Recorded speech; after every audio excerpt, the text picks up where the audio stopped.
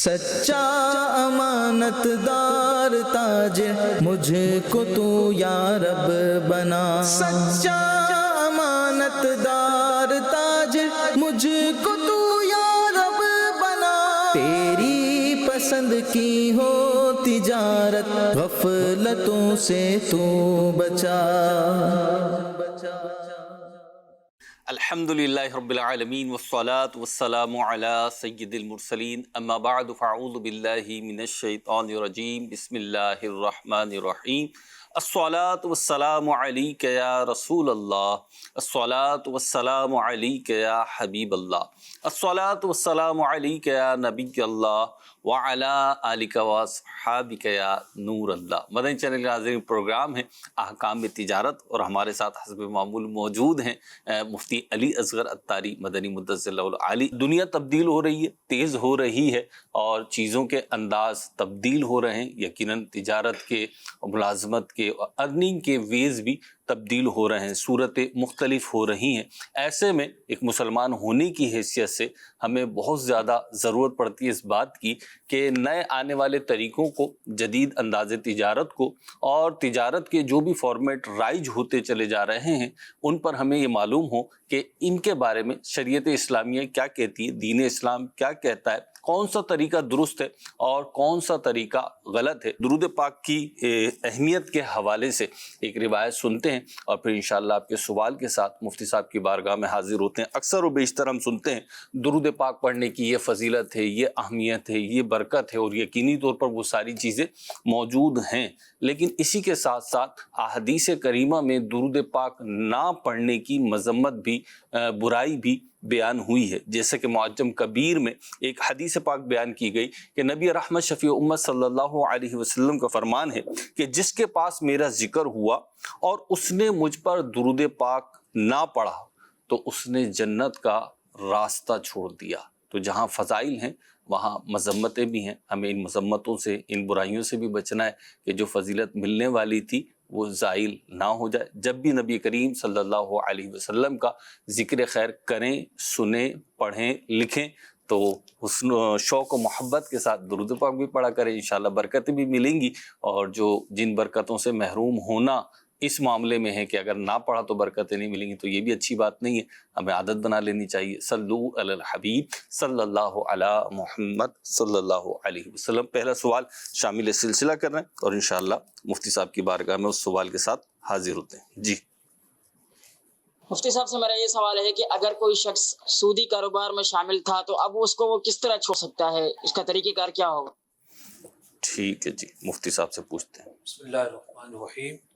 قرآن پاک نے ارشاد فرمایا وَذَرُوا مَا بَقِيَ مِنَ الرِّبَا، کہ کوئی سودی معاملے میں شامل ہو تو سود اپنا وہ چھوڑ دے، یعنی سود معاہدہ ختم کرے، اور جو سود سے ملنا تھا اس کو اب نہ لے اور وہ چھوڑ دے۔ اور اگر لے چکا ہے کوئی شخص، سودی معاملے میں شامل تھا اور سودی نفع لے چکا ہے، تو اس پر لازم ہے کہ بغیر ثواب کی نیت کے اس رقم کو صدقہ کرے۔ اگلا سوال دیجیے۔ صاحب آپ کی بارگاہ میں سوال یہ ہے کہ آج کل حلال آمدنی کے ذرائع محدود ہوتے جا رہے ہیں۔ اب کوئی بندہ اگر 100% حلال کمانے جائے تو اس کے اوپر پابندیاں اتنی آ گئی ہے کہ وہ بیچارہ کیا کرے۔ اب اگر کوئی بندہ پروفیشنل نہیں ہے، تعلیم اس کی زیادہ نہیں ہے، اب وہ کاروبار کی طرف جاتا ہے، چھوٹے لیول پر کاروبار کرتا ہے، مثلا اگر وہ نائی کا کام کرتا ہے تو اس کے پاس اگر کوئی بال کٹوانے آتے ہیں بہت سارے لوگ، تو کچھ لوگ شیپ بنوانے بھی آتے ہیں، تو اب اس طرح کے بندے، جیسے اب کچھ خواتین کے معاملات ہوتے ہیں جس میں کچھ چیزیں جو ہیں وہ شرعی طور پر جائز نہیں ہوتی ہے، تو اب بندہ کیا کرے؟ 100% کس طریقے سے جو ہے نا وہ اپنا کاروبار کرے کہ جس میں اس کی اچھی آمدنی بھی ہو؟ ٹھیک ہے، اس سے اس میں کچھ ایڈ کر دوں۔ انہوں نے تو خاص ایک دو فیلڈز کا کہا، لیکن ایسا ان کی بات سے ابھی وہ جواب تو آپ ہی ارشاد فرمائیں گے کہ ان کے سوال میں کیا غلطی ہے اور میری وضاحت میں کیا غلطی ہے، لیکن ایسا لگتا ہے کہ بہت سارے کاروبار، جہاں کاروبار کی دنیا بڑھ رہی ہے، مواقع بڑھ رہے ہیں، انداز تجارت نئے نئے آ رہے ہیں، وہیں ایسا لگتا ہے کہ جانتے بوجھتے کاروبار میں کوئی نہ کوئی ایسی شک، کوئی نہ کوئی ایسی ضمنی چیز شامل کر دی جاتی ہے کہ جو دین اسلام کی شرائط کے مطابق، اصول و ضوابط کے مطابق درست نہیں ہوتی۔ اب اگر اس کو چھوڑ کے کاروبار کریں تو مارکیٹ میں بیٹھنا مشکل، اور اگر اس کو اپنائیں تو ظاہر سی بات ہے وہ شریعت کے خلاف۔ دیکھیے، ہمارے سائل محترم نے جو بات پیش کی ہے یہ ایک نفسیاتی ڈر اور خوف ہے۔ بعض لوگوں کو نفسیاتی ڈر اور خوف واقع ہو جاتا ہے۔ ایک صاحب کہنے لگے کہ جی وہ میرا بچہ نیا نیا اسکول جانا شروع ہوا ہے، مجھے بڑا ڈر رہتا ہے، کوئی اغوا نہ کر لے، کوئی یہ نہ کر لے۔ تو وہ میں نے ان کو سمجھایا کہ بھائی ساری دنیا کے بچے اسکول جاتے ہیں، اور آپ کوئی ایسے بھی نام گرامی آدمی نہیں ہو کہ جناب شہر کے امیر ترین لوگوں میں آپ کا شمار ہوتا ہو۔ تو بعض اوقات کیا ہوتا ہے کہ کسی مسئلے کے تعلق سے ایک خوف جو ہے نا وہ انسان کو گہرے رہتا ہے، تو مسلمان کو خوف سے باہر آنا ضروری ہے۔ یقین جو ہے، یقین کا مطلب کیا ہوتا ہے کہ جہاں تذبذب نہ ہو، آپ اللہ رب العزت نے جو واضح فرما دیا اس پر یقین رکھیں کہ جو حرام سے بچتا ہے اس کو اللہ تعالیٰ ایسی جگہ سے رزق دیتا ہے کہ جہاں پر اس کا وہم و گمان نہیں ہوتا۔ اب آپ دیکھیں انہوں نے حجام کی مثال دی ہے، تو بھئی پہلی بات تو میں یہ عرض کروں گا کہ ہزاروں لاکھوں پروفیشن ہیں، تو آپ کو حجام صاحب ہی ملے تھے مثال دینے کے لیے۔ حجام کی مثال تو ایسی ہے کہ کوئلہ لے کے آپ بیٹھ گئے ہیں اور آپ چاہ رہے ہیں کہ اس کو آپ پانی دھوتے رہیں اور سفید ہو جائے، تو اب وہ لکھ کے تو نہیں لگائے گا میں یہ کام کروں گا یہ نہیں کروں گا۔ ہو سکتا ہے بعض ایسے بھی ملتے ہوں، لیکن ہم نے پاکستان میں کوئی ایسا نہیں دیکھا۔ تو میں نے لائف میں ایک ہی دکان دیکھی، ایک جی؟ شاپ دیکھی جہاں اس طریقے کی عبارت لکھی ہوئی تھی۔ اچھا، جی، کس ایریا میں تھی؟ نیو کراچی میں تھی۔ اچھا، نیو کراچی میں ایک آدھی ملے گی، جی۔ لیکن اس کا مطلب یہ تھوڑی ہے کہ آپ جناب یہی کام کریں۔ جو تجارت ہے اس کو اللہ نے آزاد بنایا ہے، آپ ایک بالٹی میں چنے ابال کر بیٹھ جائیں گے تب بھی آپ حلال کمائیں گے، اس حجام سے زیادہ کمائیں گے۔ آزاد سے مراد یہ کہ ہزارہ مواقع ہیں، جتنے مواقع تجارت میں ہیں اتنے مواقع کسی اور چیز میں نہیں ہیں۔ تو یہی وجہ ہے کہ زیادہ امیر جو لوگ ہیں وہ تجارت کرتے ہیں، نوکری نہیں کرتے، تو تجارت میں زیادہ مواقع ہیں۔ اور یہ بات ذہن سے نکال دیں کہ جناب حلال چیز کیسے اپنائی جائے۔ ایسے لوگوں کی کمی نہیں ہے کہ جو بڑے سمجھوتے کی زندگی گزارتے ہیں۔ ہاں یار یہ دو چار غلطیاں ہیں بس لے کے چلتے رہو، ہاں ٹھیک اتنا تو ہم کرتے رہیں گے، ہاں بس یہ کام نہیں کریں گے یہ کرتے رہیں گے۔ تو جو ایک پریکٹیکل مسلمان ہوتا ہے وہ ایسا نہیں سوچتا، وہ سوچتا ہے کہ میں نے قرآن و حدیث پر مکمل عمل کرنا ہے۔ ادخلوا فی السلم کافہ، اسلام میں پورے پورے داخل ہو جاؤ، اس پر عمل کرنا ہے، اور جو عمل کرتا ہے وہ کامیاب رہتا ہے۔ تو بنیادی طور پر تو یہ میں اس کو ایک خوف کی کیفیت قرار دوں گا، اس سے باہر آنا ضروری ہے۔ اس سے جواب تو آپ کا ہو گیا ہے، ایک بات اس میں ایڈ کر دیتا ہوں، چلو اس کی بھی وضاحت آپ کر دیں۔ جیسے آپ نے فرمایا چلیں اسی کو درست مان لیتے ہیں، یہی بات یقینی طور پہ درست ہے بلکہ جو آپ نے فرمایا، لیکن زندگی تو مفتی صاحب کچھ نہ کچھ مشکل ہو جاتی ہے۔ جیسے میں ایک ویڈیو دیکھی، میں نے آیا بہت مزہ، لیکن میں سوچ رہا تھا کہ ہے تو ٹف کہ کوئی صاحب جو ہے نا وہ وزن کر رہے ہیں کسی چیز کا، پرانی دیکھی ہوئی ویڈیو، ابھی مجھے پورا یاد تو نہیں ہے، لیکن وہ جس چیز میں مطلب شاپر میں یا کسی ریپر وغیرہ میں کر کے وزن کرنا ہوتا ہے نا، تو وہ اس کا خالی شاپر بھی رکھ رہے ہیں دوسری جگہ پہ، حالانکہ خالی شاپر کا وزن کتنا ہوتا ہے اور ہمارا عرف وغیرہ بھی ہے، لیکن وہ رکھ رہے ہیں اور پھر وزن کر رہے ہیں۔ تو ایک محتاط زندگی، یا یوں کہہ لیجئے کہ جو آپ کہہ رہے تھے وہ زندگی گزارنا، اور اسی کے برعکس ہم دیکھتے ہیں وہ لوگ جن کا آپ نے تذکرہ کیا کہ وہ کمپرومائز زندگی گزار رہے ہوتے ہیں، ٹھیک ہے کچھ یوں کر لیتے ہیں کچھ یوں کر لیتے ہیں، مسجد میں بھی آ جاتے ہیں لیکن دیگر معاملات بھی ساتھ چلتے رہتے ہیں، تو ان کی زندگی بظاہر ایسا لگ رہا ہوتا ہے کہ ان کی زندگی مزے کی ہے، ان کی زندگی آسان ہے۔ سوال میں نے یوں کیا کہ اصل میں بعض لوگ ایسا سمجھتے ہیں کہ دین پر چلنا نا وہ غربت کے گرد گھوم رہا ہے، ایسا نہیں ہے۔ امیر لوگ ایک سے بڑھ کر ایک آپ کو ملیں گے کہ جو بڑی اچھی صاف ستھری زندگی گزارتے ہیں، بہت اچھے پروڈکٹ بناتے ہیں، اپنے ملازمین کو وقت پر تنخواہ دیتے ہیں، ٹھیک۔ اپنے زکوٰۃ پوری ادا کرتے ہیں، اپنے رشتہ داروں کے ساتھ حسن سلوک سے پیش آتے ہیں۔ تو ایسا نہیں ہے کہ امیری کے گرد کچھ معاملات ہیں یا غریبی کے گرد کچھ معاملات ہیں۔ بات یہ ہے کہ جو شخص ابھی نیا ہے، جس کو اسٹارٹنگ کرنی ہے، خوف اس کے لیے ہے، یہ فیلڈ میں اترا نہیں ہے، تو یہ فیلڈ میں اترے اور گناہ سے بچ کر ثابت کرے کہ ممکن ہے۔ ٹھیک۔ ہزارہ لوگ ثابت کرتے ہیں، لاکھوں لوگ ثابت کرتے ہیں، تو جو نیا اتر رہا ہوتا ہے اس کے لیے خوف ہوتا ہے، تھوڑا سا کئی اعتبار سے خوف ہوتا ہے، رسک کا بھی خوف ہوتا ہے۔ پھر انہوں نے بات کی کہ جی ہر ایک اسکل وائز ڈیولپ نہیں ہوتا، تو ایسا بھی نہیں ہے، ترقی کرنے کے لیے اسکل وائز ڈیولپ ہونا ضروری ہے، اور اسکل وائز ڈیولپ ہونے کے لیے ضروری نہیں ہے کہ آپ کوئی بہت سرمایہ کاری کر کے اسکل سیکھیں گے۔ آج کل تو آئی ٹی کی جو تعلیم ہے، بہت سارے ادارے مفت دلوارے ہوتے ہیں، اور اس کے ذریعے جو ہے وہ بندہ بہت تیزی سے آگے ترقی کرتا ہے اور آگے بڑھتا ہے۔ اس سے ایک سوال ہے ہمارے پاس، اور سوال میں تو صرف عمرے کا ذکر ہے، لیکن میں اس میں حج کو بھی شامل کر لیتا ہوں کہ حج یا عمرے کے لیے جب حرمین طیبین یا زائرین جاتے ہیں تو اگر یہ کچھ تجارت بھی کر لیں ساتھ ساتھ ضمنی طور پر، تو کیا اس کی اجازت ہوگی؟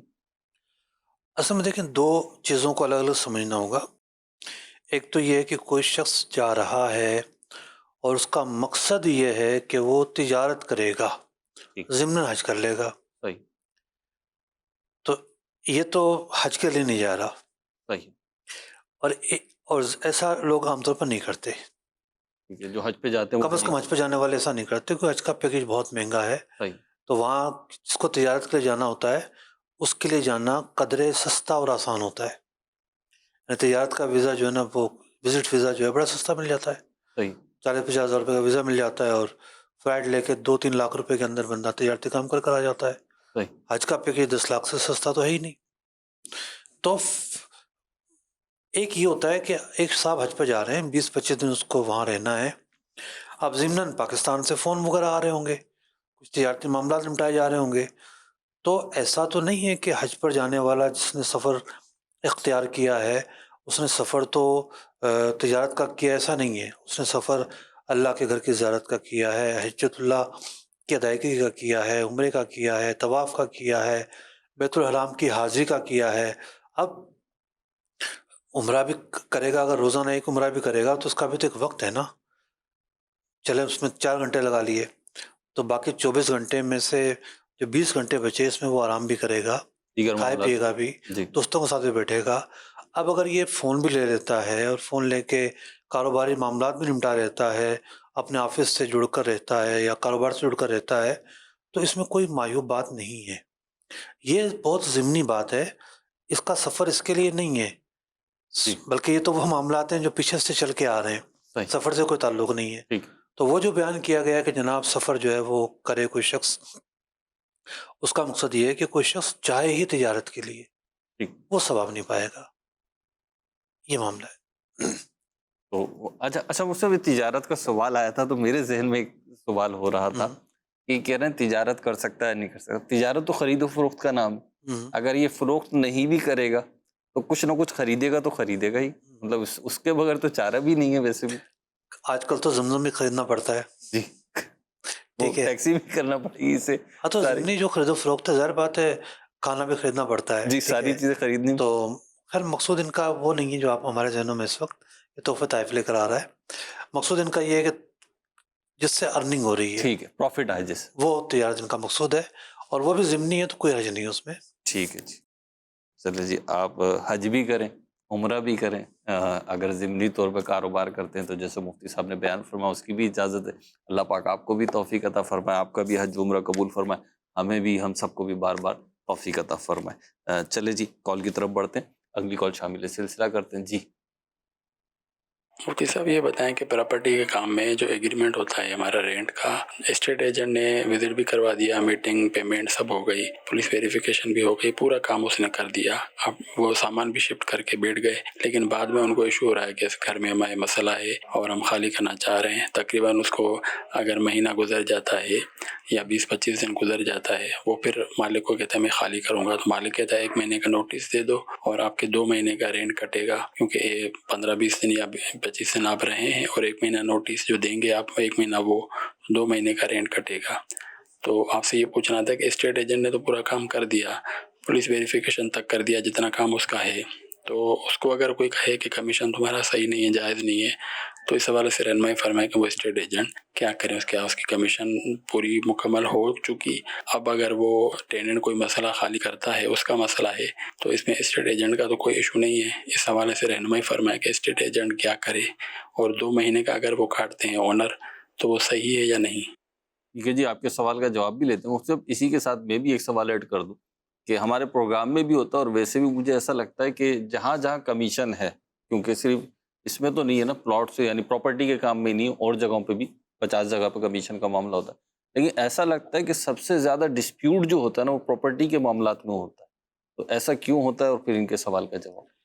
اصل میں دیکھیں، پراپرٹی کا معاملہ ایسا ہے نا کہ ایک تو ہے اسپیسیفک ایریا، ٹھیک ہے، اگر وہ جڑیا بازار میں ایک بروکر بیٹھا ہوا ہے صحیح ہے، تو اس کا دائرہ جڑیا بازار تک ہے، صحیح، یا برڈن مارکیٹ میں بیٹھا اس کا دائرہ وہیں تک ہے۔ ٹھیک ہے پراپرٹی کا دائرہ تو پورا پاکستان ہے، جی، ٹھیک ہے، خاص طور ایسے پہ جو بڑے شہر ہیں، تو بڑے شہروں میں مکان کی تلاش کافی مشکل ہوتی ہے اور بروکر کی خدمات عام طور پہ لینی پڑتی ہیں، جی، تو اس لیے ہمیں یوں زیادہ نظر آتا ہے۔ صحیح، کراچی جیسے شہر میں تو بہت وسیع جو ہے نا وہ بہت بڑی آبادی ہے۔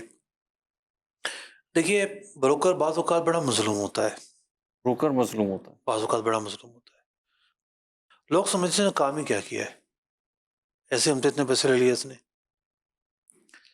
تو وہ کچھ کیفیات ہوتی ہے نا، ٹھیک ہے، جیسے ہوتا ہے نا، رشتے والے ہوتے ہیں، شادی سے پہلے ان کا انداز اور ہوتا ہے، شادی کے بعد ان کا انداز بالکل بدل رشتے جاتا کروانے والے، رشتے ہے۔ کرنے والے، جن کی شادیاں ہو رہی ہوتی ہیں، اچھا جن کی ہو رہی ہوتی ٹھیک ہے، تو شادی سے پہلے ذرا انداز بالکل مائی مختلف، باپ حاضر لجاجت، جناب، ٹھیک ہے نا، اور شادی ہو گئی اب تو یوں سینے دانے کھڑے ہو جاتے ہیں، تو یہ کیفیت پائی جاتی ہے، کچھ جلدی کھلتے ہیں، کچھ دیر سے کھلتے ہیں۔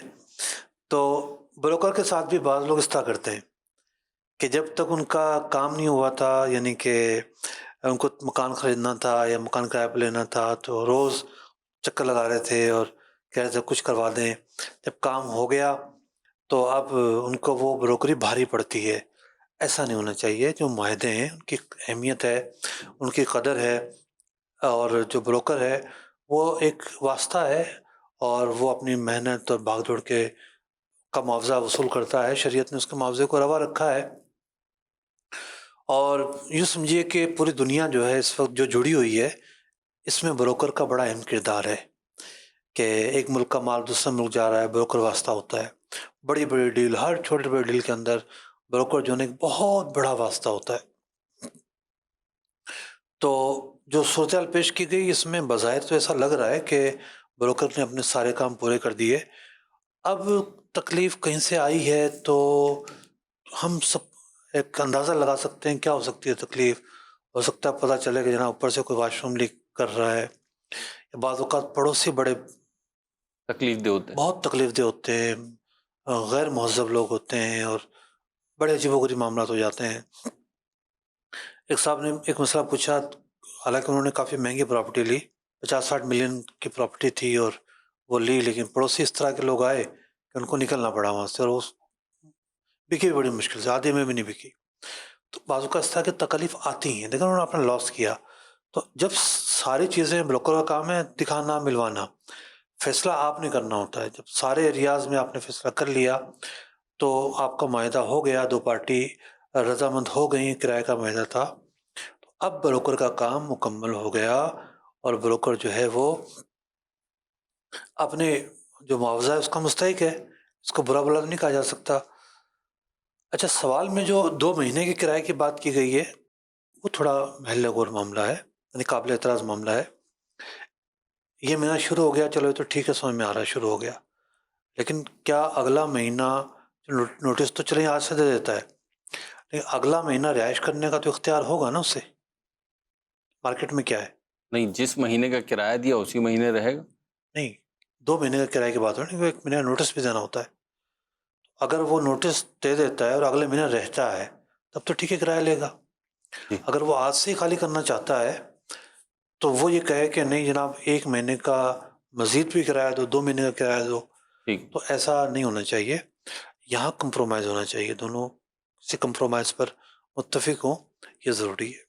تو ویسے جو وہ طے ہوتا ہے عمومی طور پہ جو طے ہوتا ہے تو 11 مہینے کا ایگریمنٹ ہوتا ہے، 1-2 مہینے کا تو نارملی نہیں آپ کی ہوتا. توجہ نہیں ہے اس طرف جو میں آپ فرما رہے ہیں وہ ایکسٹرا یعنی وہ ختم کر رہے ہیں، ایگریمنٹ ختم کر رہے درمیان ہیں. میں جب بھی ختم کریں گے 1 مہینے کا نوٹس جو بھی ختم کرے گا وہ دے گا. ٹھیک ہے.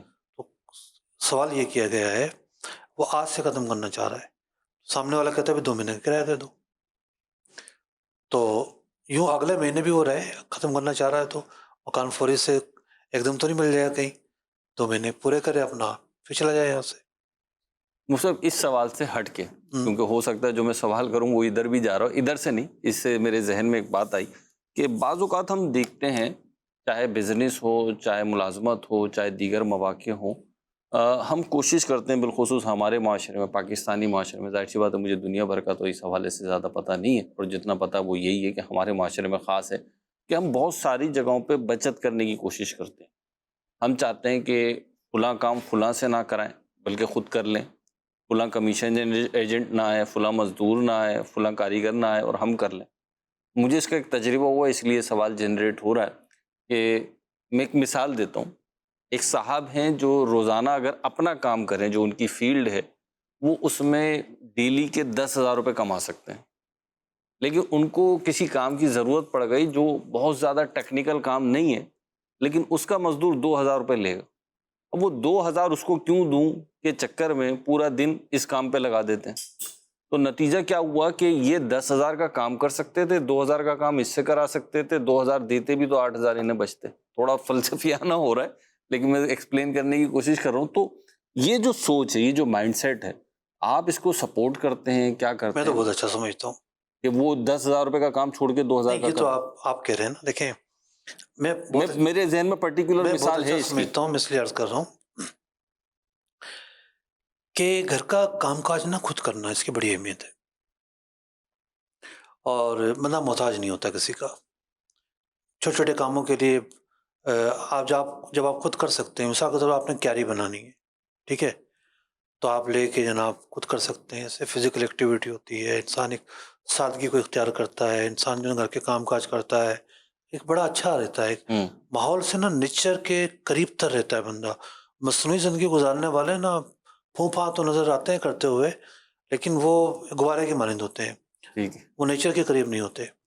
ہلکا پھلکا کوئی کام کر لیا، ٹھیک ہے، گاڑی خود دھو لی، خود صاف کر لی، اس میں کوئی ذائقہ نہیں ہے. تو آپ کے ذہن میں کہ ہاں بھئی یہ فلاں شخص ہے، یہ کام یوں کرے، تو ہو سکتا ہے وہ کام کر کر کے تھک گیا ہو، ٹھیک ہے، وہ اپنا کام کر کر کے تھک گیا، اپنا کام کر کے تھک گیا ہو. بور ہو بندے گیا. کو تنوع چاہیے ہوتا ہے. ٹھیک. صاحب 24 گھنٹے تو کوئی بھی کام نہیں کرتا، ہر آدمی جو ہے نا وہ 8 گھنٹے کام کر لے گا، 10 گھنٹے کام کر لے گا. چھٹی والا دن تو گھر کے لیے ہوتا ہے، تو اب چھٹی والا دن وہ اپنا گھر کا کام کاج کرتا ہے. کیا مزہ ہے کا؟ ایک جائز بات پہ ہم ملامت کیوں کریں؟ ٹھیک. بڑھتے ہیں اگلے سوال کی طرف. سوال: اجرت کے عوض غیر شرعی کتابوں کا ترجمہ کرنے کا حکم ارشاد فرما دیجیے. جو کام غیر شرعی ہے اس کی کسی بھی طرح کی جو اعانت ہے وہ بھی غیر شرعی ہے. کتاب اگر غیر شرعی ہے تو کتاب کی جو تباہی ہے تو بہت بڑے درجے کی ہوتی ہے. کتاب تو عام ہوتی ہے، پھیلتی ہے، کنٹینٹ جو ہے نا وہ سب سے زیادہ مؤثر ہوتا ہے، تو اس کی تو روک تھام کرنی ضروری ہے، بجائے اس کے کہ اس کی ترویج کی جائے، اس کی اشاعت کی جائے، جائز نہیں ہے. مصطفی یہ انہوں نے کہا غیر شرعی، اب یہ تو ایک مطلب اصطلاح کے لیے، ٹرمینولوجی کے لیے انہوں نے ایک ثقیل لفظ استعمال کر لیا.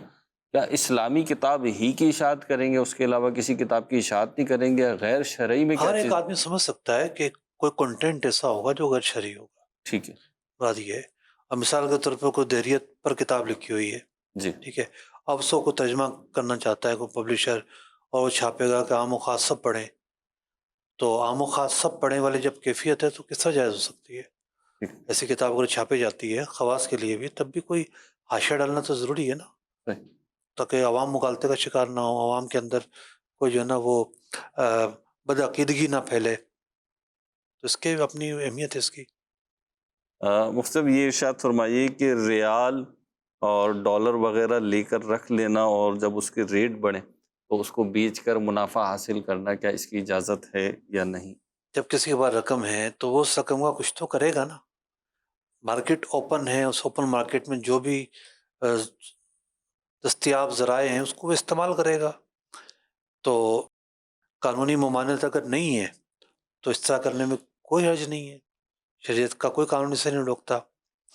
کسی نے سونا رکھا ہوتا ہے، کسی نے کچھ اور رکھا ہوتا ہے، اب بہت سارے لوگ ہیں وہ یہ کہتے ہیں کہ بھئی تجارت میں تو ہم پیسے نہیں ڈال سکتے، ہم لوگوں پہ بھروسہ نہیں کر سکتے، چل ہم سونا لے کر رکھ لیتے ہیں، ٹھیک، یہ سونا بڑھتا جا رہا ہے، جو پیسہ ڈی ویلیو ہوتا ہے اس سے تو بچے گا۔ بہت سارے لوگ ہوتے ہیں ان کے غیر ملک یا تو ان کو ڈالر ریال چاہیے ہوتے ہیں، ان کا آنا جانا ہوتا ہے یا کاروبار ہوتا ہے، وہ کہتے ہیں چلو ہم یہ لے کر رکھ لیتے ہیں تاکہ پیسہ ڈی ویلیو اگر ہو تو ہمیں اس سے فائدہ پہنچے۔ تو یوں قانونی تقاضے بس پورے کیے جائیں، اس کے علاوہ شریعت بار سے کوئی حرج نہیں۔ مفتی اس میں ایک بات یہ ارشاد فرمائے گا، آپ کو تو اس کا زیادہ تجربہ ہوگا، مختلف ممالک میں آپ جاتے ہیں تو کرنسی ایکسچینج جو ہوتی ہے تو اس کے ایک تو کہہ لیں آپ سینٹرل بینک ہوتا ہے یا جو ہے نا وہ آتھورائزڈ منی ایکسچینجر وغیرہ جو ہوتے ہیں وہ تو اپنے ایک فکس ریٹ پر دے رہے ہوتے ہیں، جو ان کے قانونی کہہ لیں یا سینٹرل بینک کی طرف سے جاری ہوئے ہوتے ہیں، وہ ان ریٹس پر عموماً ایکسچینج کر رہے ہوتے ہیں۔ لیکن تجربہ یہ ہے کہ جیسے ایئرپورٹس ہو گئے، ریلوے اسٹیشنز ہو گئے یا اس قسم کی جو جگہ ہوتی ہے جہاں پہ اچانک سے آپ کو اماؤنٹ کی ضرورت پڑ جاتی ہے، بعض اوقات فورنرز کو، کسی بھی ملک کے فورنرز ہوں، اور جب وہ ایکسچینج کراتے ہیں قریبی کسی جگہ سے تو فرق ہوتا ہے اس ریٹ میں اور مارکیٹ ریٹ میں، اور بعض اوقات کئی دکانوں میں جاؤ تو پھر ہر دکان پہ تھوڑا سا فرق بعض اوقات فیل محسوس ہو رہا ہوتا ہے۔ تو اس میں کس ریٹ کا اعتبار ہوگا اور شریعت کیا کہتی ہے؟ دیکھیے ویسے تو جو بھی مال بیچ رہا ہے وہ اپنی قیمت لگا سکتا ہے ٹھیک ہے، کہ میں اتنے کا دوں گا، تو تجارت جو ہے نا دونوں کے اتفاق کا نام ہے، صحیح، یعنی جس پر یہ دونوں اتفاق کریں جس ریٹ پر، تو دنیا اتنی آسان تھوڑی ہے۔ بعض مارکیٹیں ایسی ہوتی ہیں ان کے لیے کوئی ریگولیشن بھی نہیں ہوتی۔ ٹھیک ہے، اب کپڑے کی مارکیٹ کو دیکھ لیں آپ، جی، کوئی ہے ریگولیشن کہ کپڑا اتنا بکے گا؟ کوئی نہیں، اوپن مارکیٹ ہے، جی، ڈیمانڈ اینڈ سپلائی پہ چلتی ہے۔ ایسا ہی، تو جب آپ باہر گئے ہوئے ہیں تو آپ اس کو لڑیں گے تھوڑی کہ بھائی یہ ریٹ ہے، کہے گا بھائی لینا تو لو نہ جاؤ۔ ایسا ہی، ایسا ہی، کئی موقع پہ ہمارے ساتھ بھی ہوا ہے، جی، ہم پچھتائے کہ ہم کروا کے لے آتے ساتھ میں۔ ٹھیک ہے، تو بعض اوقات آپ جب جاتے ہیں تو حالات کو فیس کرنا پڑتا ہے۔ ٹھیک، اگلی کال دیجیے۔ مفتی صاحب سے میرا سوال یہ ہے، قربانی کے جانور کی تول کار خرید و فروخت کرنا کیسا، اس کے بارے میں شرعی رہنمائی فرما دیجیے۔ ہاں جی، قربانی کا سیزن آ گیا مفتی صاحب، اور یہ آج کل تول کر بھی خرید و فروخت ہو رہی ہے چھوٹے بڑے جانوروں۔ دیکھیے قربانی کا جو جانور ہے اس کو تول کر خریدنا بیچنا جائز ہے، اس میں شرعاً کوئی مذائقہ نہیں ہے۔ ویسے مفتی صاحب قربانی کے دنوں میں آتا ہے سوال، حالانکہ ہمارے یہاں بچپن سے میں دیکھ رہا ہوں مرغی تو کافی پہلے سے زندہ بھی تول کے بکتی ہے، تو حکم تو وہی ہے، مرغی کا بھی وہی ہوگا۔ چونکہ مرغی نہیں کٹتی نا قربانی میں، اس لیے سوال آتا ہے۔ ٹھیک، اگر قربانی میں مرغی کٹتی ہے تو پھر سوال نہ پوچھا جاتا۔ بڑا جانور کٹتا ہے یعنی بکرا یا بڑا جانور، جی، اور وہ عام طور پر تول کر نہیں بیچا جاتا، قربانی میں زیادہ بیچا جاتا ہے۔ جی، تو بعض ایسے مواقع ہوتے ہیں جہاں تول کر بیچا جاتا ہے، میرے علم میں ہے کہ یہ بھی تول کر بکتا ہے، لیکن قربانی میں یہ ریشو زیادہ ہو جاتا ہے۔ ٹھیک، اگلی کال دیجیے۔ سوال ہے مفتی صاحب کے خدمت میں کہ اگر کوئی کہیں پر مکان کرایہ پر لیتا ہے اور یہ طے ہوتا ہے کہ جی ہم آپ سے 10,000 ایڈوانس لیں گے، تو وہ اس پر ایگری ہو جاتے ہیں، ایک دوسرے کے ساتھ وہ معاملہ حل ہو جاتا ہے۔ لیکن جب وہ جس نے کرایہ پر مکان لیا ہے وہ جب چھوڑتا ہے تو طے ہوا تھا کہ ہم آپ کو اس کے 10,000 واپس کر دیں گے، لیکن جتنا عرصہ وہ کرایہ دار مکان میں رہتا ہے تو اس کو بچے وغیرہ یا کسی بھی وجہ سے گھر کا فرش وغیرہ دیواریں وغیرہ بھی خراب ہوتے ہیں، دروازے بھی استعمال میں خراب ہوتے ہیں. تو جیسے وہ مکان چھوڑتے تو وہ کہتے جی یہ آپ نے ہمارا مکان جو استعمال کیا تھا اس میں آپ نے فلاں چیز خراب کی ہے، تو اس مد میں ہم آپ سے یہ پیسے کاٹ رہے ہیں. تو ان کا یہ پیسہ کاٹنا درست ہے؟ کرایہ دار دے گا یا وہ پیسے اس کو واپس کرے گا؟ اس معاملے میں رہنمائی ارشاد فرما دیجیے. جزاک اللہ خیرہ. ٹھیک ہے جی مفتی صاحب. دیکھیے بات یہ ہے کہ نقصان ایک پورا چیپٹر ہے شریعت کا.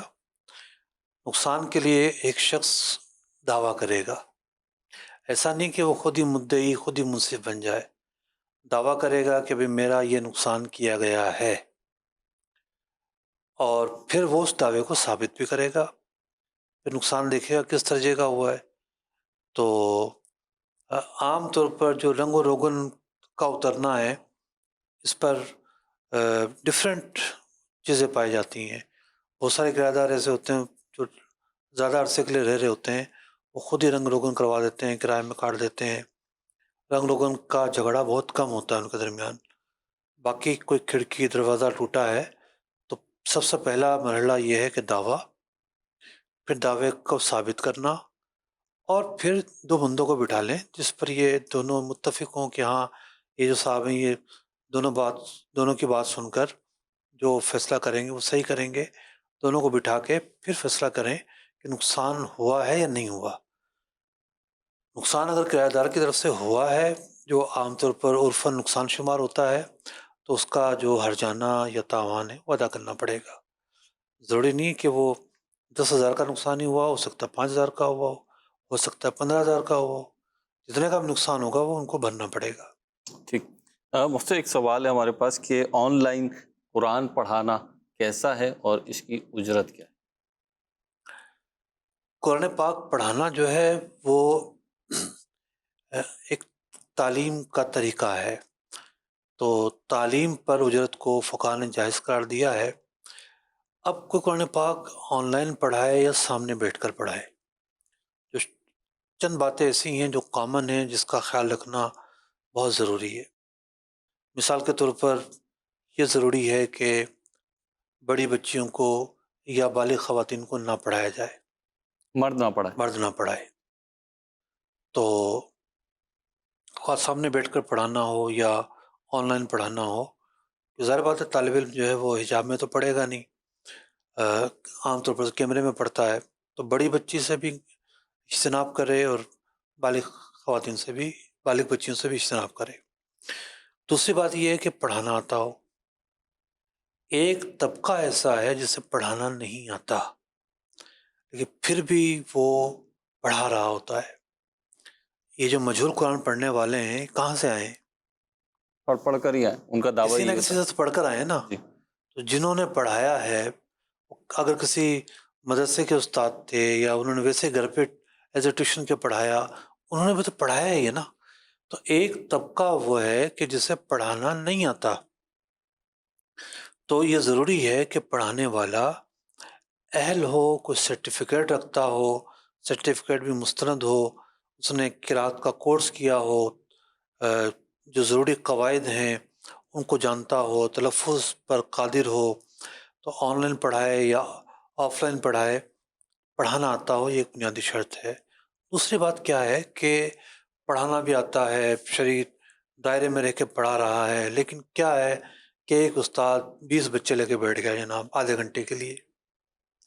اب آدھے گھنٹے میں کوئی 20 بچے پڑھانا ممکن تھوڑی ہے. تو اتنے افراد کو وہ سامنے رکھے جس کو پڑھا سکتا ہو. اگر آدھے گھنٹے میں وہ 10 کو پڑھا سکتا ہے تو 10 کو ہی پڑھائے، 20 رکھنے کی ضرورت نہیں ہے. تو یہ بھی ایک المیہ ہوتا ہے کہ ماں باپ تو بھیج دیتے ہیں، وہ امانت ہوتی ہے قوم کی نسل، نوجوان نسل، یہ نونہال بچے کہ جناب یہ قرآن پاک پڑھنے گئے ہیں، سال گزر جاتے ہیں جناب بچے پڑھ ہی نہیں رہے. ٹھیک ہے، یا پڑھائی بھی ہے تو ایسی ہے کہ اس کے والے کر دیا اس کے والے کر دیا، چل بھائی. چٹکلا سناؤں. ایک کورس کا پتہ چلا، اس کی فیس صرف 200 روپے. اچھا، صرف 200 روپے آن لائن کورس، 200 روپے فیس، اور اس میں پڑھنے والوں کی تعداد کتنی؟ 50 منٹ کی کلاس میں 500 سے زیادہ 500 سے زیادہ آن لائن پڑھ رہے ہیں. دیکھیے ایک تو ہوتا ہے کہ لیکچر ڈیلیور ہو رہا ہے یک طرفہ، نہیں مفتی صاحب وہ پریکٹیکلی چیزیں تھیں. یک طرفہ لیکچر جو ڈیلیور ہو رہا ہے اور وہ پروفیشنل ٹائپ لیکچر ہوتا ہے تو وہ ایک فیڈ بیک ہوتا ہے اصل میں، تو سامنے والا ایک فیڈ لے رہا ہوتا ہے، تو ایک جدا گانا چیز ہے. اب ناظرہ قرآن تو ایک ایک بچے پر محنت کرنی ہے کہ اس کی غلطیاں نوٹ کرنی. 10 منٹ تو کہیں نہیں گئے نا. ایک بچے کو جب تک استاد خود نہیں دے گا وہ بچہ نہیں سمجھ سکتا، نہیں پڑھ سکتا. تو یوں اس بات کو بھی دیکھنا ہے کہ آپ کتنے افراد کو پڑھا رہے ہیں. تو ماں باپ کی بھی ذمہ داری ہے کہ آپ آن لائن اگر ٹیوشن لیتے ہیں تو یہ دیکھیں کہ یہ سارے ایریاز جو ہیں وہ کور ہو رہے ہیں کہ نہیں ہو رہے. مفتی صاحب ان کی آمدنی کا کیا حکم ہے؟ ٹھیک ہے وہ آپ نے فرمایا. جب تمام تقاضے پورے ہوتے ہیں تو ٹھیک ہے، آمدنی بھی ٹھیک ہے. مفتی صاحب یہ پڑھانے والا اور پڑھنے والے دونوں جب یہ طے کریں گے کہ جی ٹھیک ہے، مثال کے طور پر 10,000 روپے منتھلی پہ طے ہوا، ایک میں پاکستانی روپیز میں اگر کہوں، اور روزانہ 10 منٹ پڑھائیں گے تو یہ ٹھیک ہے، اجارہ اوکے ہو جائے گا وہ دیگر شرائط کے ساتھ جو آپ نے بیان کی. ٹائم کا عام طور پر 10 منٹ کا اجارہ کوئی نہیں کرتا. کلاس کا اگر ماحول ہے تو کلاس کا ٹائم بتایا جائے کہ بھئی اتنے بچے ہیں ہمارے پاس اور ہم اتنا منٹ پڑھائیں گے. چلیں جی، اس سوال کا جواب بھی ہوا. آپ کے اور بھی سوالات ہوں گے انشاءاللہ. مدنی چینل کے سلسلے جاری و ساری ہیں، اللہ نے چاہا تو احکام تجارت بھی ہوگا، دیگر سلسلے بھی ہوں گے. آپ کے سوالات بھی لیں گے اور اپنے آپ کو مربوط رکھیے، رابطے میں رکھیے، کنیکٹ رکھیے اسلامی ماحول سے، دینی ماحول سے، جہاں پہ آپ کو مستند اور درست معلومات مل سکے. اور مدنی چینل بھی اس کا ایک بہترین ذریعہ ہے. دیکھتے رہیے مدنی چینل. صلو علی الحبیب صلی اللہ علی محمد صلی اللہ علیہ وسلم. سچا امانت دار تاجر مجھ کو تو یا رب بنا. سچا امانت دار تاجر مجھ کو تو یا رب بنا.